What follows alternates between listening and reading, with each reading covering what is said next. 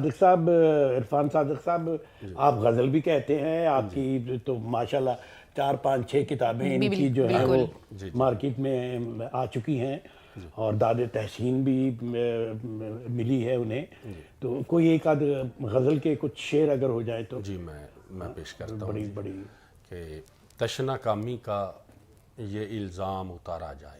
واہ، تشنا کامی کا یہ الزام اتارا جائے. ایک ایک سمندر میرے ہونٹوں سے گزارا جائے. واہ واہ واہ، تشنا کامی کا یہ الزام اتارا جائے، ایک سمندر میرے ہونٹوں سے گزارا جائے. اور علامہ صاحب شعر ہے کہ گفتگو کرنی ہے ایک شخص کی سیرت پہ مجھے. واہ، کیا مشکل مرحلہ ہے بھائی. گفتگو کیا کرنی مشکل ہے مرحلہ ایک ہے. شخص کی سیرت پہ مجھے آسمانوں سے فرشتوں کو اتارا جائے. واہ، بہت ہی خوبصورت.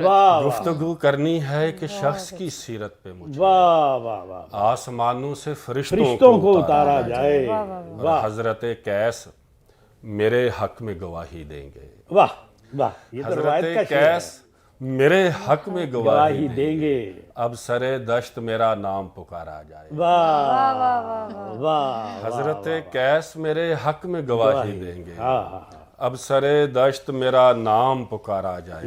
اور زندگی تو گوارا ہے مگر اس کے بغیر. واہ واہ، زندگی تو گوارا ہے مگر اس کے بغیر مسئلہ یہ ہے تجھے کیسے گزارا جائے. واہ واہ واہ واہ، زندگی تو گوارا ہے واہ واہ واہ، مگر اس کے بغیر مسئلہ یہ ہے تجھے کیسے گزارا جائے. واہ، اور اپنے گھونگھٹ میں وہ ایک جھنگ لیے بیٹھی ہے. ماشاءاللہ ماشاءاللہ، اپنے گھونگھٹ میں وہ ایک جھنگ جھنگ لیے لیے بیٹھی ہے. اس کی جانب بھی کوئی تخت ہزارہ جائے. واہ واہ واہ، اس کی جانب بھی کوئی تخت واہ ہزارہ واہ واہ. جائے. کیا آپ نے پنجاب کی ایک پوری کی پوری داستان جو ہے وہ اس شعر میں اپنے گھونگھٹ میں وہ ایک جھنگ لیے بیٹھی ہے. ہیر اور رانجھا کا اس پورا کی جانب بھی کوئی تخت ہزارہ جائے. جائے. اور میں حسینی بھی ہوں، تشنا بھی ہوں، واہ سچا بھی ہوں.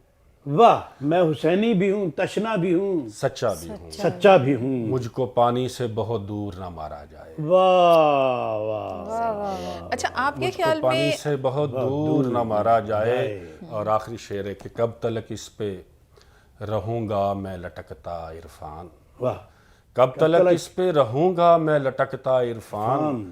مجھ کو احساس کی سولی سے اتارا جائے. واہ واہ واہ، مجھ کو احساس کی سولی سے اتارا جائے. واہ واہ، تشنا کامی کا یہ الزام اتارا جائے. ایک سمندر میرے ہونٹوں سے گزارا جائے. وہ قیس والا شعر ذرا.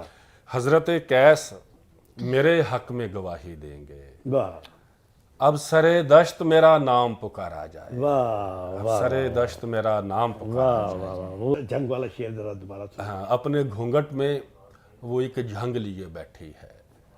اپنے گھونگھٹ میں وہ ایک جھنگ لیے بیٹھی ہے.